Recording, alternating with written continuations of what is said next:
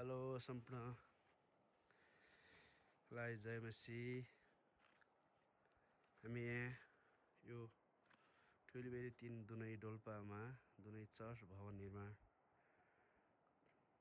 करिब 15 देखि 16 वर्षपछिको अन्तरालपछि यो दुनैको मण्डली भवन अनि बन्दैछ।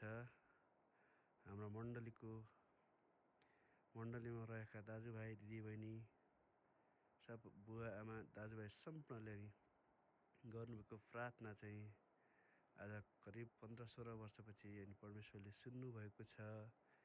विभिन्न ठाउँबाट विभिन्न झुन्डबाट अनि विशेष गरी अनि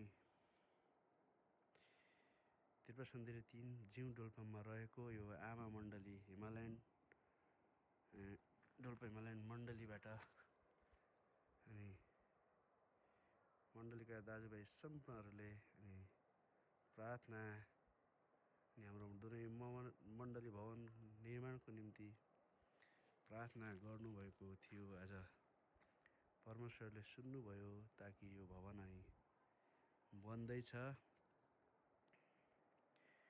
ठुलीबेरी 3 दुनै डोल्पामा हो। यो पारि अगाडि बजार देख्न सक्नुहुन्छ।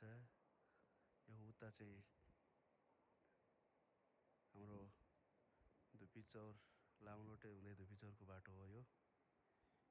यो स्थानमा रहेको छ। करिब हाम्रो 1 महिना 1.5 महिना जति भयो यो भवन सुरु भएको। यो ठाउँमा धेरै अनि चुनौती थियो दुनै मण्डलीका विश्वासीलाई। जमिन भिरालो भौगोलिक अवस्थाले गर्दाखेरि भूगोलको अवस्था गर्दाखेरि धेरै अनि यो पाखो खन्नुपर्ने भएकोले हामी धेरै अनि निराशा थियौँ। तर परमेश्वरले हामीलाई साँच्चै नै अनि समयमा हामीलाई उत्साह दिनुभयो, बल दिनुभयो, शक्ति दिनुभयो, सामर्थ्य दिनुभयो, ज्ञान दिनुभयो ताकि आज यो अवस्थासम्म पुग्न अनि सफल भएको छ। यही तपाईँले देख्न सक्नुहुन्छ यो अवस्था हाम्रो यो भूगोल सम्बन्धै गर्दाखेरि झन्डै